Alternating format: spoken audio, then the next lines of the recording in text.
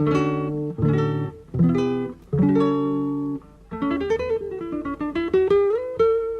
Central 3 apresenta o Cinema Nacional em Revista. É o Central Cine Brasil. Não vê mais, eu sigo você com um anjo de guarda. Se precisar de alguém, pode chamar que eu vou. Ah, com você eu vou por qualquer estrada. Nada a temer, eu vou te proteger. Sou tudo por você, topo qualquer parada. Sou poeira que o vento não levou, sou caminho que só o amor pisou. Estou nessa caminhada. Sou alguém que você olha e não vê mais, eu sigo você.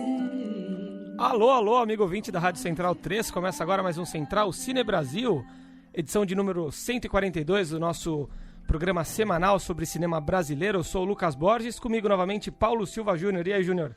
Dali Lucas, abrimos com o trailer do nosso filme de hoje, Inferninho. Eu vou aproveitar já para anunciar que a gente vai passar o programa ouvindo o disco do Vitor Colares, disco de 2017, Eu Entendo a Noite como um Oceano que Banha de Sombras um Mundo de Sol. Muito bom o disco do Vitor, não conhecia, conheci em razão do filme. Ele é autor da maioria das canções aí do Inferninho, então a gente vai ficar ouvindo Vitor Colares durante o programa. Maravilha, quem também está conosco para falar de Inferninho é Murilo Costa. E aí, Murilo? Boa noite, e como a música já deu para perceber um pouquinho aí, o filme tem esse clima aí de veludo azul dos excluídos, dos marginais do Brasil. É isso, bem é interessante. Isso. Presente conosco aqui no estúdio direto de Fortaleza, Pedro Diógenes, que coassina a direção de Inferninho junto com o Guto Parente. Muito obrigado por comparecer, pela presença e parabéns pelo Inferninho. Valeu, obrigado. Tamo aí pra conversar. Isso aí. Queria começar falando um pouco sobre a trajetória de vocês, Pedro. A gente recentemente tratou de O Último Trago, que são filmes que têm uma textura parecida, são filmes feitos ali pela mesma turma, podemos dizer assim, mas o Inferninho parte de uma história mais clara, né? De um argumento mais direto ali. Uma pessoa chega num bar e começa a ter uma trama com a proprietária do bar. Queria que você falasse um pouco dessa história, como que ela pintou para vocês, como que vocês resolveram contar essa história de Inferninho e relacionar um pouco ela com a textura do cinema de vocês mesmo, com a pira que vocês já apresentavam um pouco nos outros filmes. O Inferninho é um encontro de dois coletivos lá de Fortaleza. O Alumbramento, que era um coletivo de cinema que eu e o Guto fazíamos parte, o Guto, que é o outro diretor do filme, com um grupo de teatro, que é o Grupo Bagaceira, um grupo lá de Fortaleza que tem 20 anos de teatro, uma galera uma referência lá em Fortaleza. E a gente sempre se paquerava, assim, de fazer alguma coisa junto, aquela coisa de mesa de bar, de dizer, um dia vamos fazer alguma coisa junto. E aquela coisa que nunca dava certo, mas a gente sempre se paquerando ali. A gente admirava muito as peças deles, eles gostavam dos nossos filmes. Até que abriu um laboratório de roteiro lá em Fortaleza, no Dragão do Mar. E a gente se inscreveu junto, e foi dentro desse laboratório que nasceu a primeira versão de roteiro do Inferninho.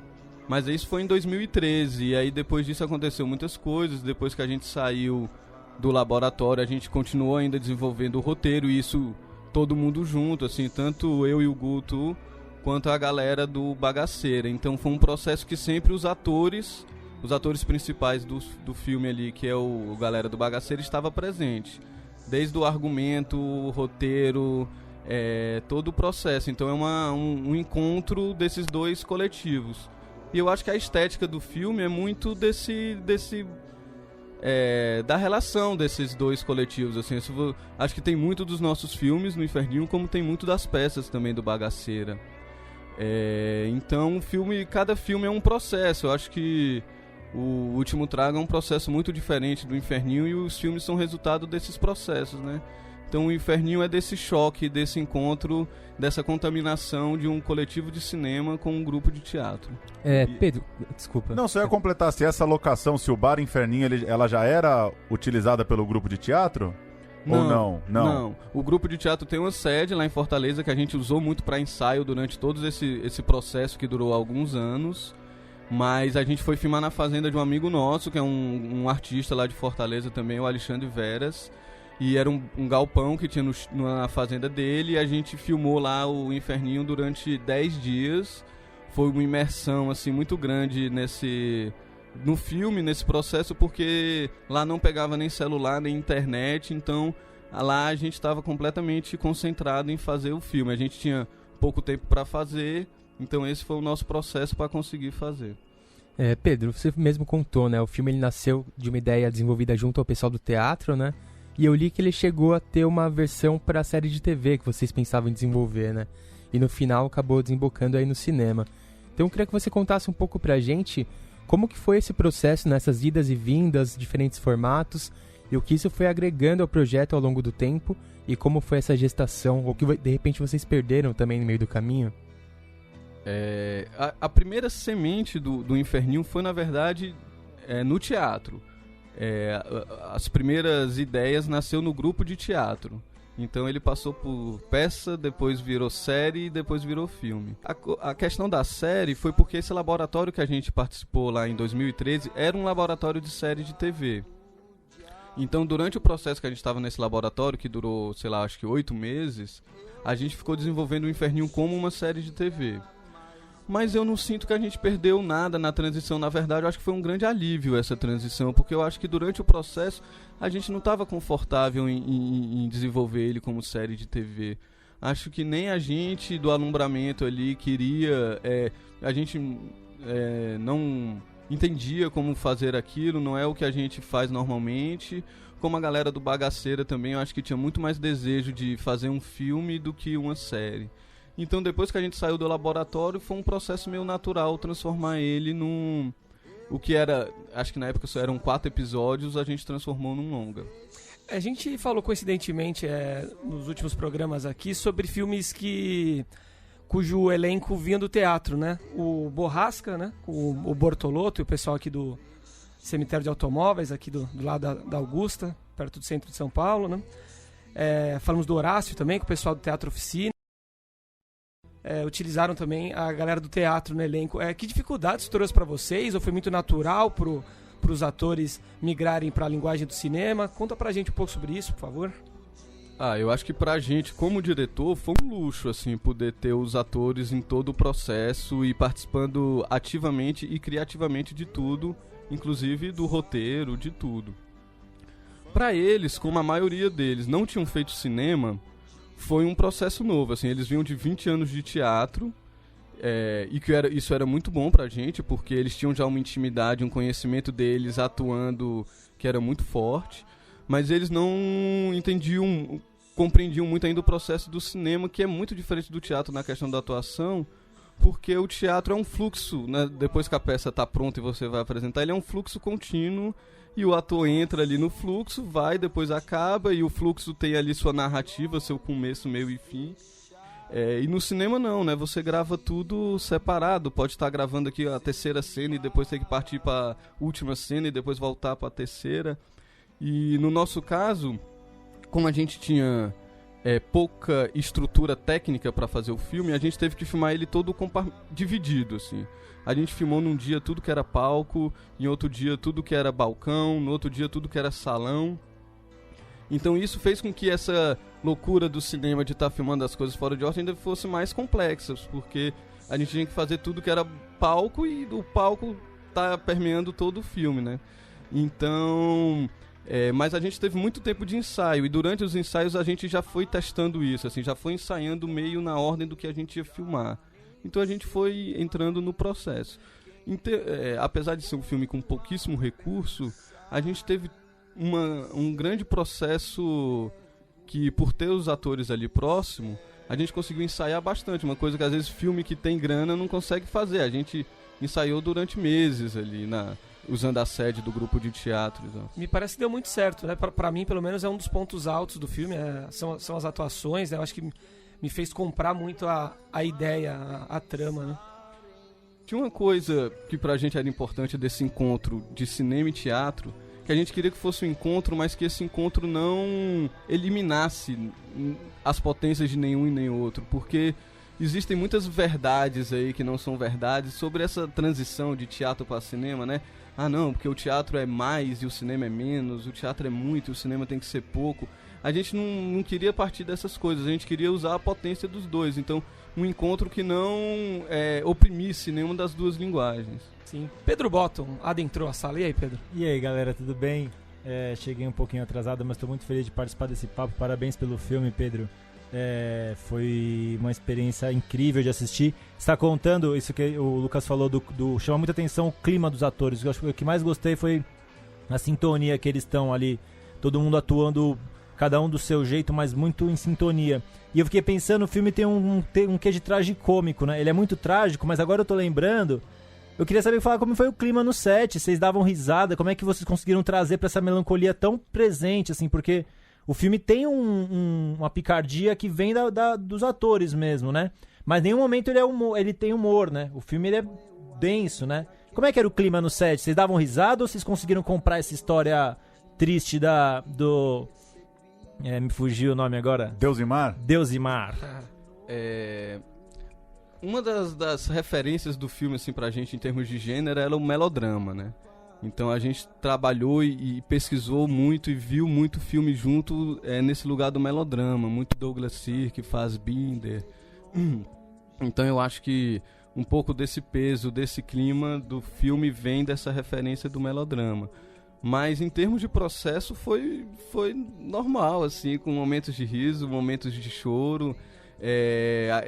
Muita intimidade, assim, tanto da galera do teatro quanto a gente, morando junto nessa fazenda. Então, apesar de muito concentrado, era um bocado de cearense junto, né? É impossível não ter piada, não ter riso. Mas assim, tu perguntando, me lembrou logo do momento da filmagem, que é a cena do monólogo do coelho que ele está falando para Deusimar, né? E que ali o que a gente vê na tela é o primeiro take que a gente filmou, e quando a gente acabou de filmar aquilo ali, a equipe estava toda chorando.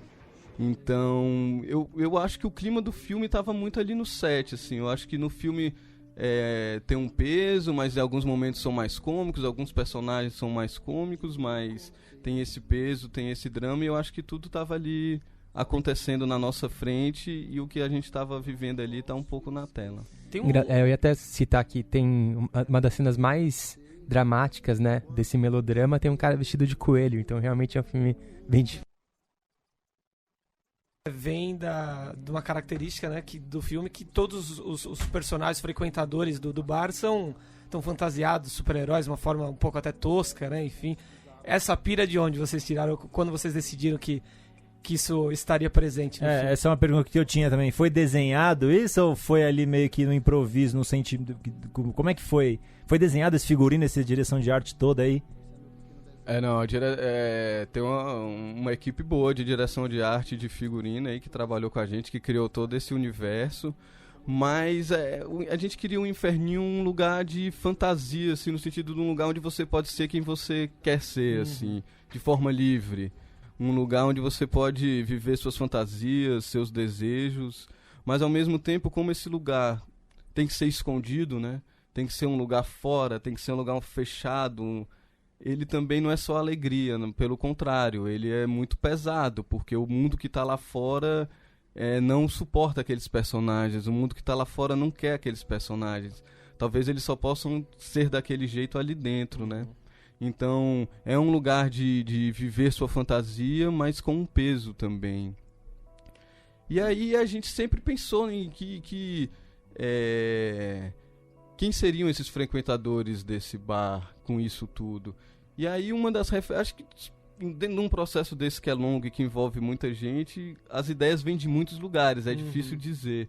Mas uma das referências que aqui deve ter sua versão também, mas que lá em Fortaleza tem o trenzinho da alegria, que é tipo, como é que é a galera que dança funk, que também ficou famosa, Carreta né? Furacão. Carreta tipo Furacão. isso. Ou aquela coisa da Kombi que sequestra as crianças. Tipo Tinha isso. essa história também. E lá em Fortaleza tem esse trenzinho que é uma coisa muito marcante lá, e esses personagens pops, né, baseado na cultura pop, mas de formas muito toscas, assim, o jeito que é a fantasia, o jeito que eles se comportam, e a gente quis levar isso pro filme, porque, e assim, são cenas marcantes da nossa vida, assim, lá, né, mas, por exemplo, eu lembro muito de eu pegando o ônibus e ver a galera que vai trabalhar ali, indo trabalhar meio triste, sem o capacete, assim, do lado, essa imagem meio melancólica e meio quebrando um pouco a fantasia, né. Então tem isso, e esse flerte, assim, é isso, a gente flerta com o melodrama, flerta com a cultura pop, flerta com o forró dos anos 90, tem vários flertes ali no filme. Né? E Pedro, eu queria que você comentasse um pouco a questão de gênero. Em determinado momento do filme eu pensei que ela poderia vir pro primeiro plano. No fim das contas é um filme de uma liberdade ali absurda, mas os personagens acabam que eles não interagem muito a respeito disso exatamente.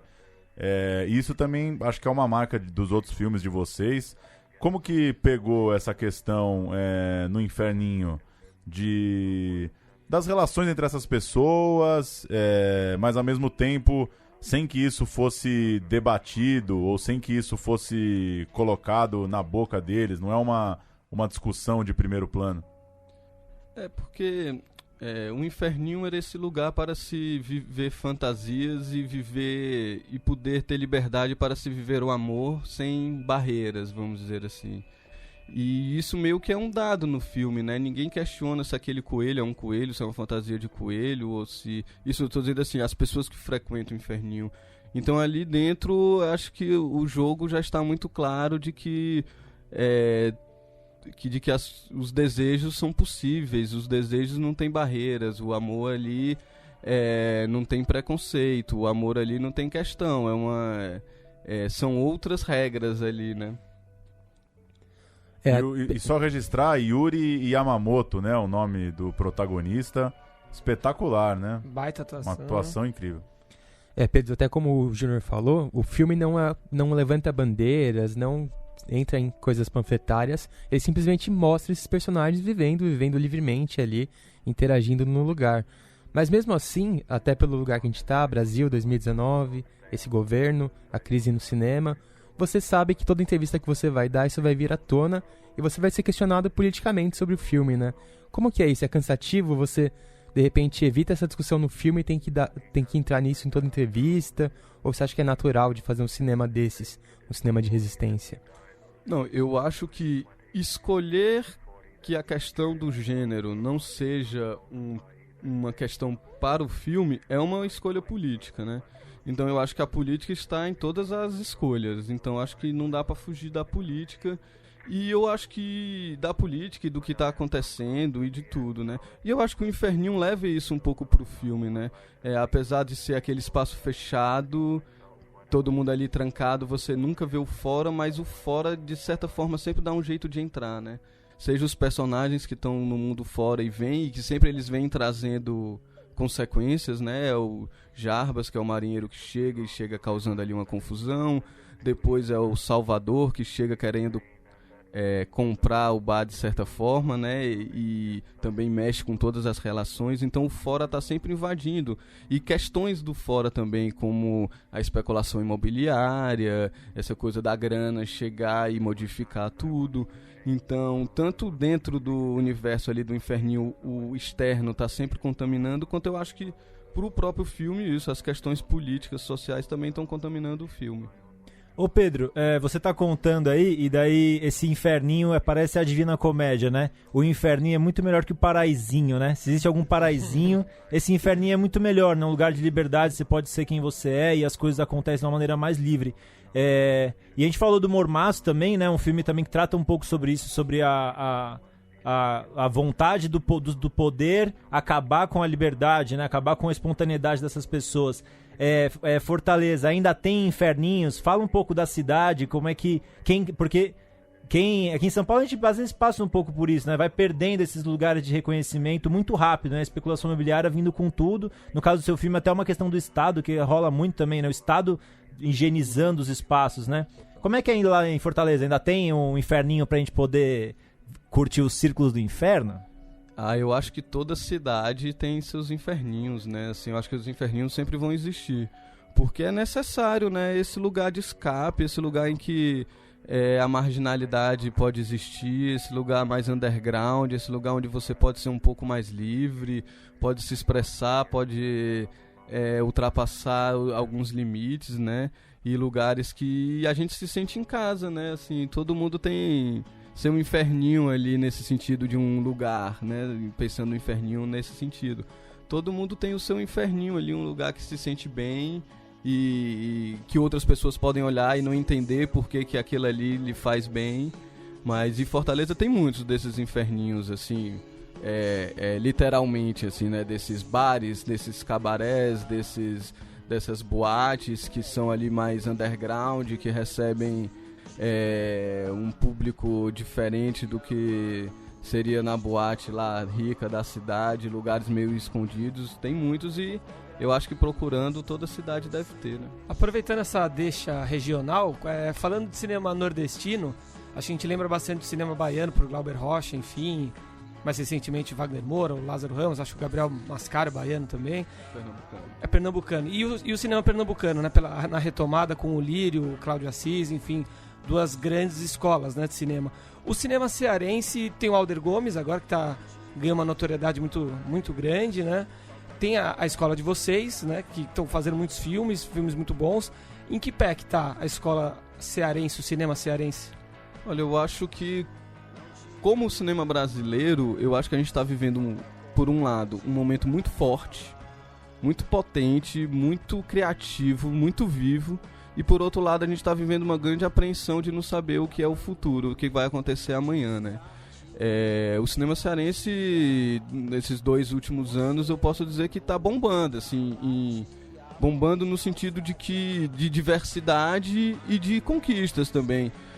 Tinham 2 filmes cearenses em Roterdã no passado, esse ano tinha um em Berlim, tinha filme estreando em Tiradentes esse ano, tem o Alder Gomes fazendo um outro tipo de cinema que busca bilheteria e consegue. Isso, esse ano a gente lançou o Último Trago, o Léo Moura Mateus lançou o Antônio, a gente tá lançando agora o Inferninho, o Guto ainda vai lançar o Clube. Então, assim, coisas que eu acho que nunca aconteceu de ter tanto filme cearense sendo lançado, passando nos festivais. O Pé dos Cariri vai lançar um filme também esse ano, então tá bombando o cinema cearense, muita gente fazendo, diversas escolas que eu digo de formação, tem faculdade, tá num momento muito rico. E eu acho que o cinema brasileiro também. Estamos com 5 filmes em Cannes, estávamos com filmes em Berlim, estamos aí com filmes também fazendo bilheteria, diversidade, potência, então... Mas ao mesmo tempo é isso, o cinema brasileiro pode acabar com um Twitter, né? Com uma assinatura, com um decreto. Uma coisa que está sendo construída há anos pode ser destruída no impulso. Então a gente está nessa dúvida, assim, estamos nesse momento muito bom, num certo auge, mas o que vai vir depois disso? Vamos continuar numa crescente ou será que depois disso vai vir um buraco, né? Estamos ansiosos como todo mundo.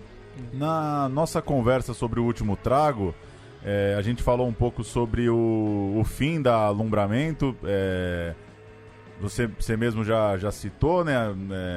Vocês continuam produzindo, mas talvez a ideia ali da produtora, do coletivo, vocês já não estão mais exatamente na pilha que era antes. Ao mesmo tempo, vocês fizeram história aí nos festivais. O Estrada pra Ítaca, se eu não me engano, venceu Tiradentes, né? Estrada pra Ítaca. Pra Ítaca, desculpa.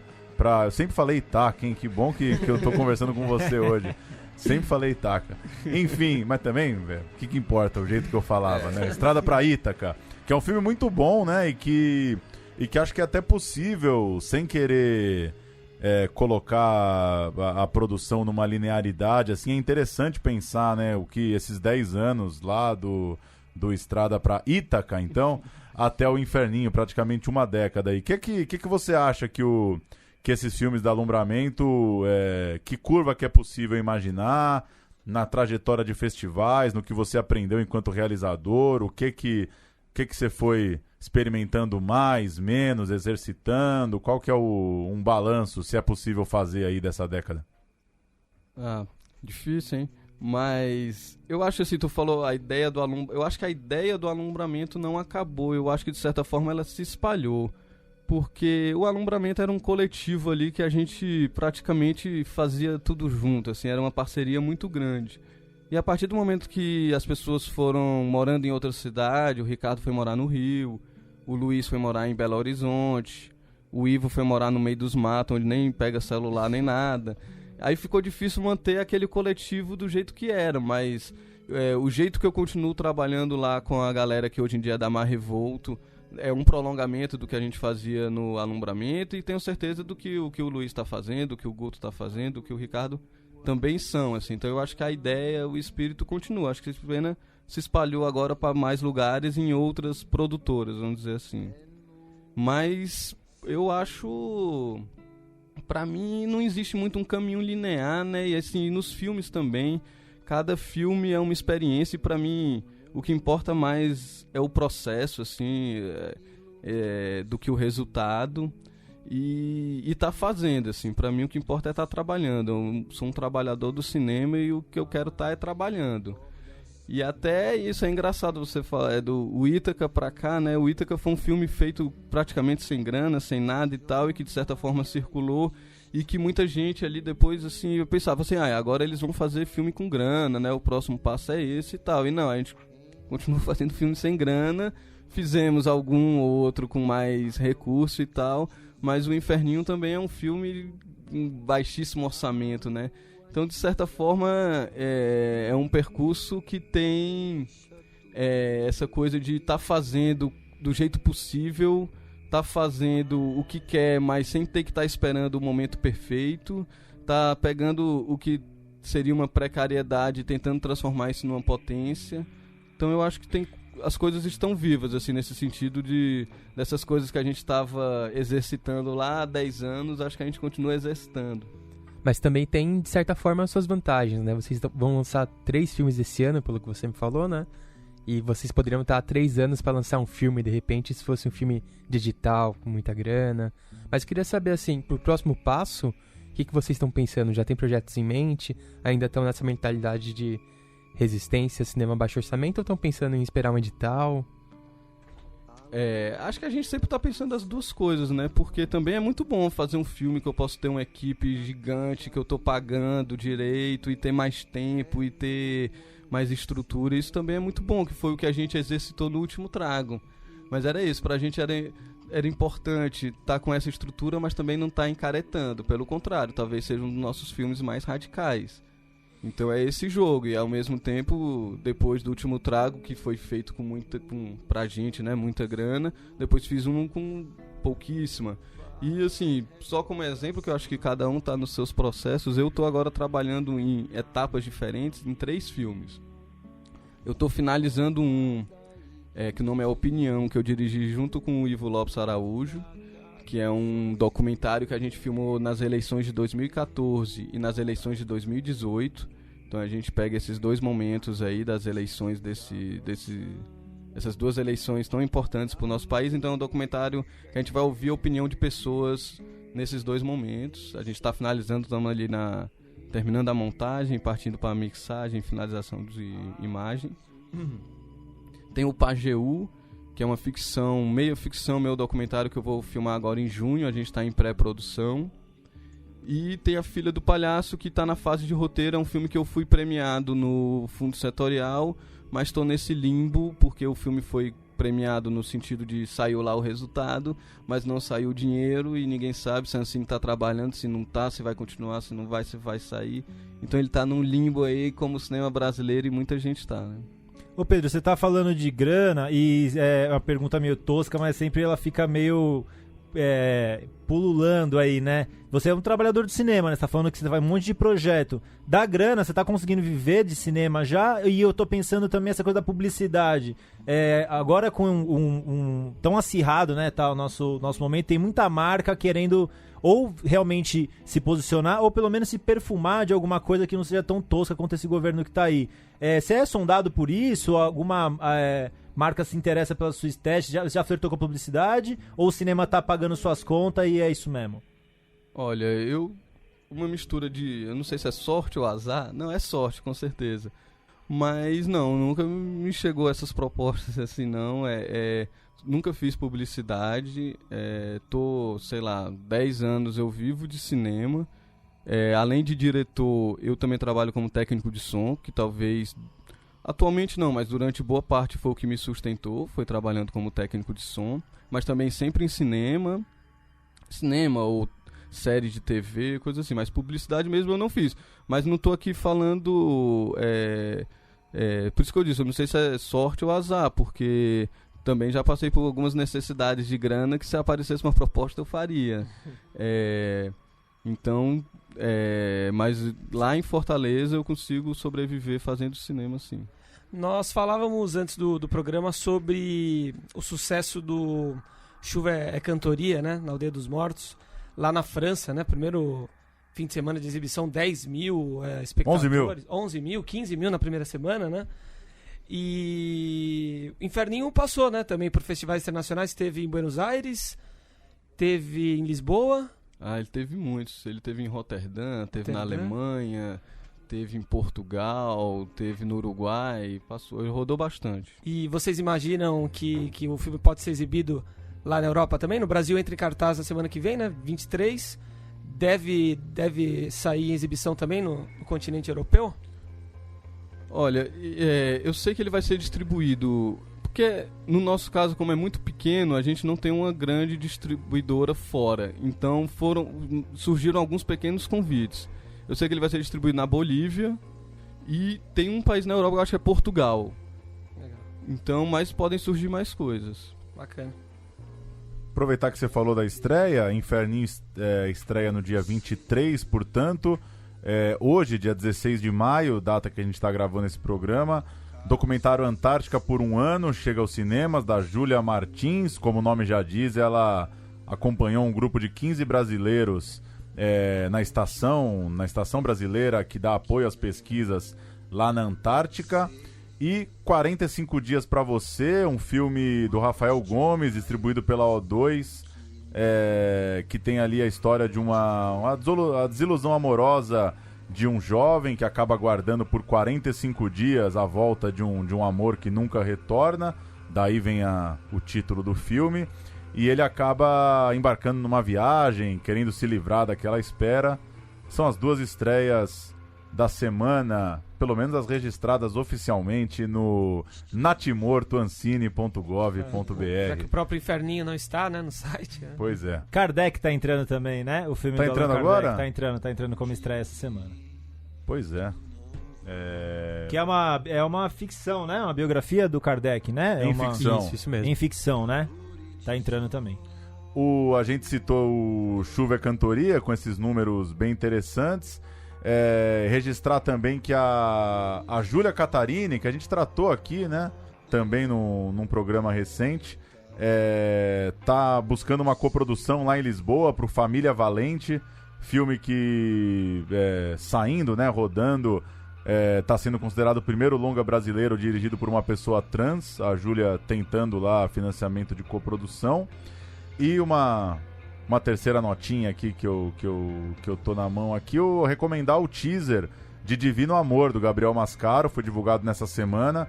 O filme ganhou data de estreia, 15 de agosto, passou por mais de 20 festivais, Sundance, Berlim, filme de grande sucesso lá fora também, estreia no segundo semestre, só buscar aí o teaser que vale a pena acompanhar o trabalho do Gabriel também. Que absurdo, né? Um trans nunca ter dirigido um filme no Brasil. Pois é. Ao mesmo tempo que bom, né? Que algumas conquistas diante desse desastre todo são conquistadas, são obtidas. Duas novidades também sobre esse assunto. Tem um filminho bem curtinho rolando, que chama 35, fala sobre a expectativa de vida dos trans no Brasil, que é de só 35 anos, é um absurdo. Nossa. E daí é um filminho, tem o Lineker, a Lineker cantando fazendo a trilha ali. É uma fotografia muito linda de um grupo de fotografia que eu gosto muito, chama Angústia Foto. E bem legal, vale a pena assistir, assim, bem tocante. E também um filme com a Rosa Luz, dirigido pelo Pedro Melim, e pelo Rafael Melim, desculpa, e o Chico Santos, chama Estamos Todos Aqui. Vai entrar em destaque amanhã na newsletter e é bem legal, assim, um curtinha de 20 minutos. Também... Tá o quê? No Vimeo, YouTube? Tá no YouTube já, no Vimeo deve estar também, mas a gente vai dar o link no YouTube. E a Rosa Luz falou bastante, uma artista multiartista, né? Ela é rapper, poeta, enfim. E bem interessante, tem essa coisa também da remoção. Ela a Rosa Luz é uma trans, foi expulsa de casa. Ela conta ali, foi expulsa de casa e tá buscando um lugar pra morar, ao mesmo tempo que o Estado tá removendo as pessoas do lugar que ela mora ali.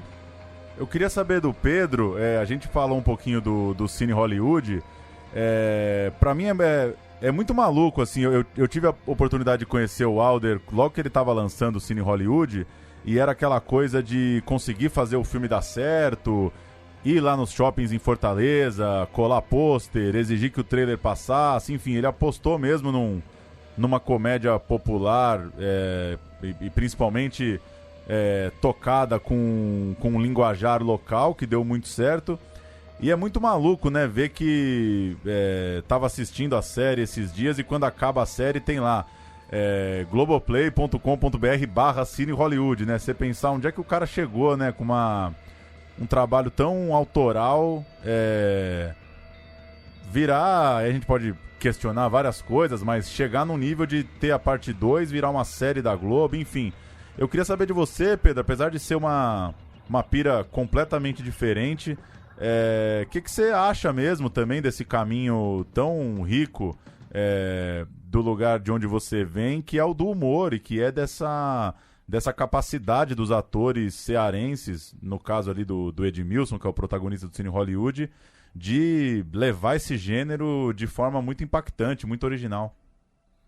Pô, só pra falar que o Halder é um grande batalhador, assim. Isso aí que tu tá falando que ele tava fazendo lá no primeiro Cine Hollywood, ele continua fazendo agora no Cine Hollywood 2. Acho que todo dia ele tá lá num cinema e entra lá e fala com todo mundo. O bicho é apaixonado porque ele faz e ele trabalha muito pra chegar onde ele chegou. E eu acho do caralho, porque uma boa parte do cinema brasileiro queria chegar onde ele chegou e não consegue, né?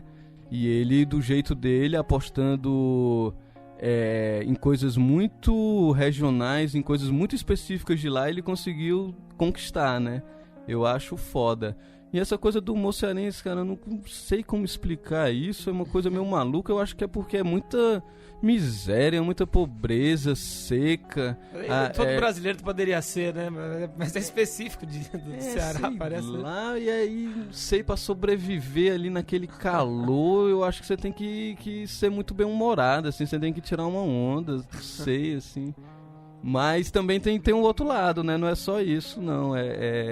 Essa é uma das facetas, né? Mas por trás desse humor também tem uma melancolia muito grande, né? Nos próprios filmes do Halder, se você prestar atenção, tem coisas ali por trás.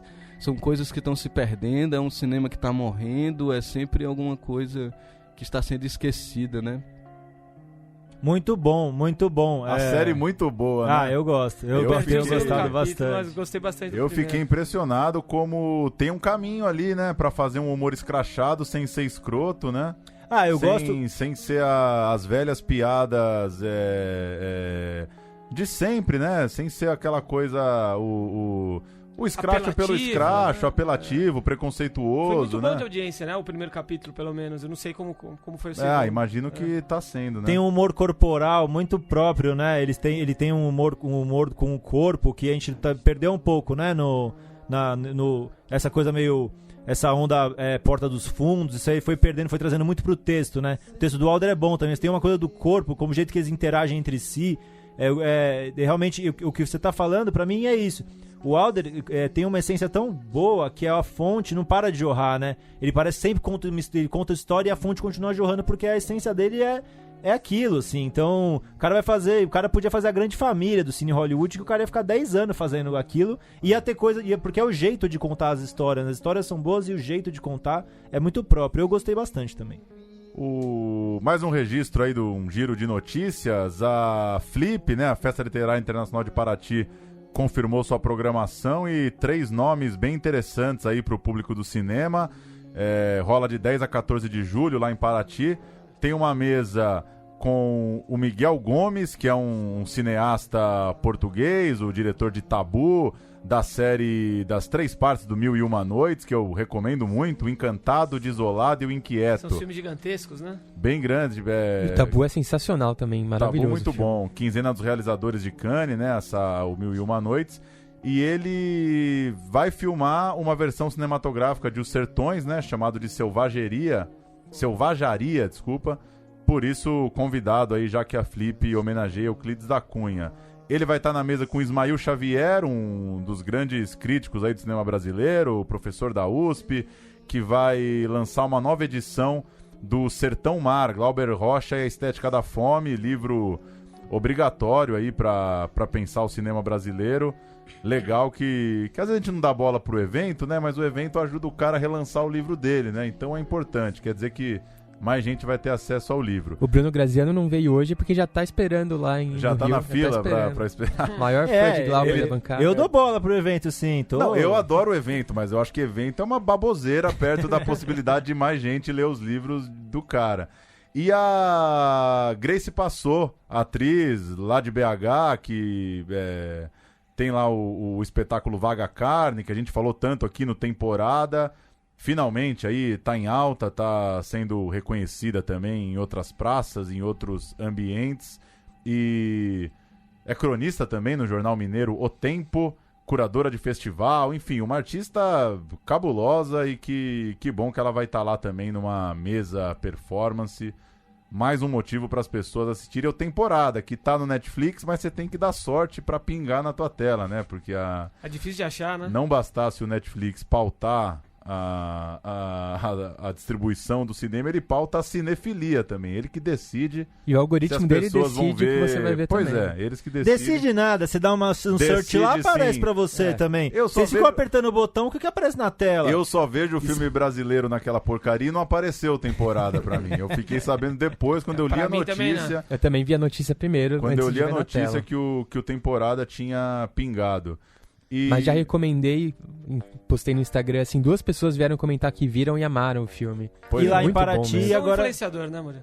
Influencer, né? Lá em Paraty tem uma sala de cinema nova, né, também. Reviveu ano passado. Reformaram a sala de cinema da Praça da Matriz ali. Eu não tive a oportunidade de entrar ainda porque é sempre muito cheia, mas fico feliz por quem já foi e parece que é muito bonita. Muito bom. E Pedro, citamos uns nomes aí, quem são as diretoras, os diretores que você curte aí desse nosso tempo, da contemporaneidade aí, alguém que vai lançar um filme, você fica ansioso, você pegaria uma fila aí, fica a fim de ver? Vocês falaram um bocado de nome aí que eu fico ansioso, tipo o Andrezeira, né, o André Novaes do Temporada, tudo que ele faz eu acho maravilhoso, é uma referência pra mim. Tô doido pra ver o Bacurau do Kleber, que estreou ontem em Cannes, importantíssimo para o cinema brasileiro. Tô sempre muito ansioso com o cinema brasileiro, gosto muito de ver, e ainda mais dessa galera que não deixa de ser parceiros, assim, pessoas que nessa trajetória desses 10 anos a gente acaba se encontrando, então gosto muito. E sou um fã do cinema brasileiro e também... tem um lá na Netflix e não apareceu pra mim também o Temporada, não. Acho um absurdo. Olha lá, ditadura do algoritmo. Contra a ideologia do cinema brasileiro. É muito pior do que uma atendente de locadora que não gostava do cinema brasileiro. É muito pior. Artificial, né? Não, Netflix é muito pior que Globo nesse sentido. É muito pior, porque ele dá a impressão de liberdade e na verdade é uma restrição. Aliás, é horrível. Falando em TV... TV... Tô brincando, eu concordo com vocês, sou ultra contra esse... Aliás, falando em TV, a TV Cultura com a ótima programação, né? Muito Ontem bom. assisti A Cidade Onde Envelheço. Muito bom. Muito Finalmente um concorrente pro futebol, né? Que aliás tá em péssima fase. Tá horrível. Então você que não aguenta mais ver jogo de quarta-feira, 10h30 da noite, sempre um filme brasileiro na TV Cultura. E aquela delícia de filme de televisão, né? Intervalinho, aí depois vem a legendinha ali, o GCzinho parte 2, puta, aquilo é uma delícia. O Pedro citou o Bacurau, né? O Murilo separou, né, umas críticas de fora aí, mas a recepção muito calorosa, muito boa.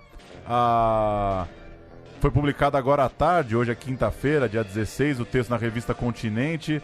Bacurau, um protesto na sala de cinema, o título do texto da Mariane Morizawa, direto lá de Cannes. Então, enfim, a gente não tem muito o que falar porque a gente não viu o filme, mas não só respeitoso e não só uma estreia cercada de ansiedade, como ao que parece agradando muito a crítica. O mais curioso é ver os gringos, o que eles estão achando, né? Porque se o Kleber já é inventivo pra gente, imagina pra eles, né? Que vivem em outra realidade. Então até separei umas aspas aqui de matérias internacionais, e uma delas descreve o filme como um glorioso, louco e levemente psicodélico western espacial. Ou seja, né? Vem paulada aí, né? Que é isso, né? E outro diz que o filme é um sonho febril sobre um período confuso no Brasil.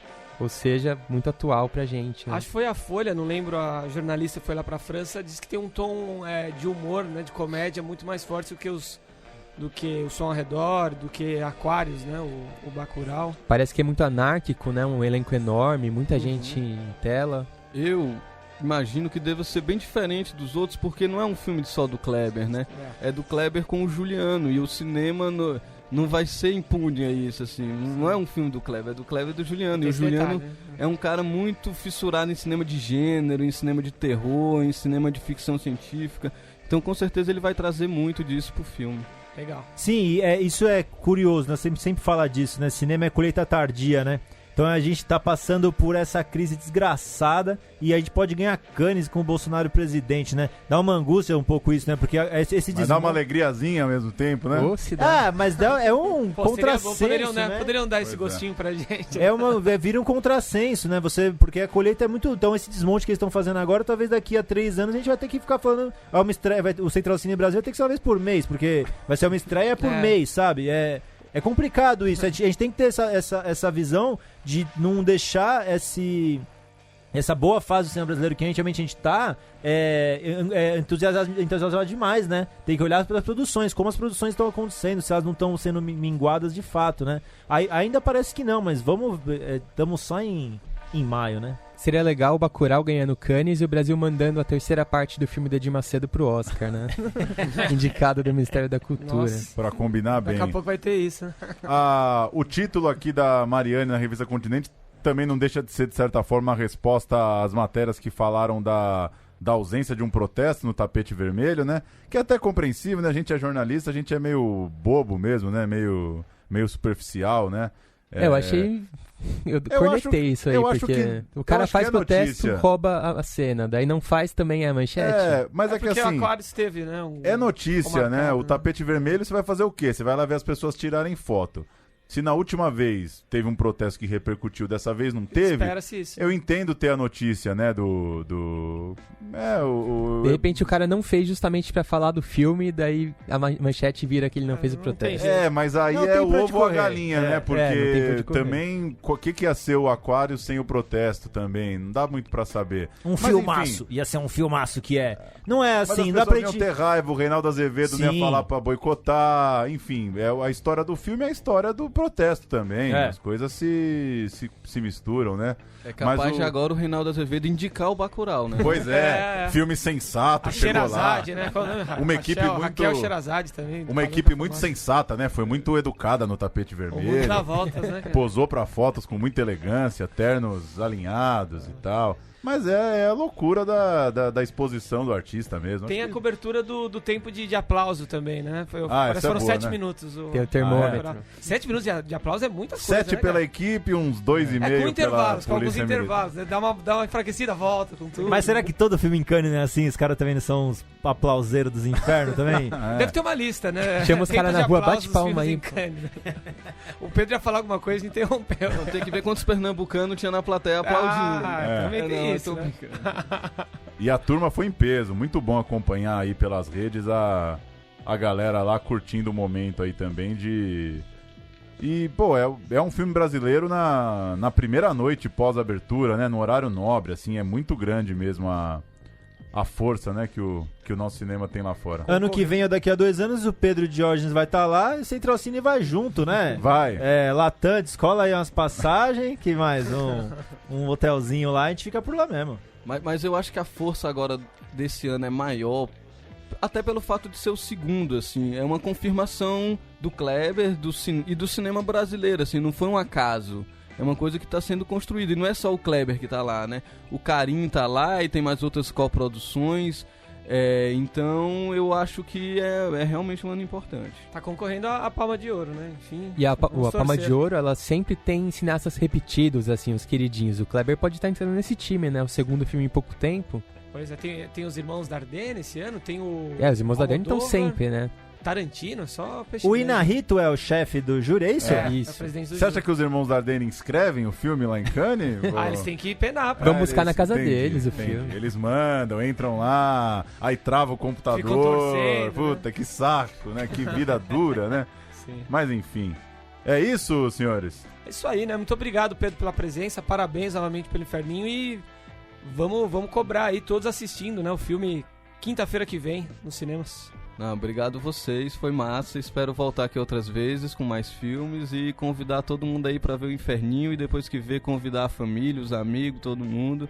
Que pra gente é muito importante, cada pessoa que vai ver o filme é uma multidão aí pra gente. Não, e vão ver, né, meu? Vai ver o negócio. Inferninho é bom, né? Espera entrar no Netflix, né? Vai ver o negócio, Até porque meu. se entrar não vai chegar na home também. É incrível isso, né? É um cinema tão nosso, né? Tão próprio, né? Uma coisa tão bonita de ver. Um cinema... A gente nem fala... A questão da luz, o jeito que você trabalha com a luz. É muito único, né? Tem que ver, meu. O pessoal vai ver 3 vezes em Vingadores, meu. Tem gente vendo pra 3 vezes o mesmo filme. De boneco. Pelo amor de Deus, velho. E no Inferninho também tem super-herói. Tem. Opa, se tem. Lógico que tem. Eu gostei do coelhão, hein, cara. Eu acho que o Inferninho é um bom teste de... Pode ser aqueles testes do BuzzFeed, com quem você se identifica, pra sacar a sua personalidade. Porque eu falei, puta, eu me identifiquei com o coelhão. O que será que isso quer dizer? Eu né? gosto do prateado. Donnie Darko brasileiro, né? Eu gosto do prateado. O que isso quer dizer da minha personalidade? Mas enfim. Vou fechar subindo o som aqui pro Vitor Colares, que eu contei lá no começo. É o autor de uma série de canções aí que estão em Inferninho. E só dar o toque que a SPCine tá com uma programação forte aí pra virada cultural. Vai ter transmissão dos shows no site, vai ter programação no Cine Olido de filmes clássicos brasileiros e um corredor audiovisual na Paulista. Legal, tem virada cultural, né? De patinete. Virada audiovisual. Um corredor cultural de patinete De na ré. Paulista. Vai de patinete de ré. Valeu. Valeu!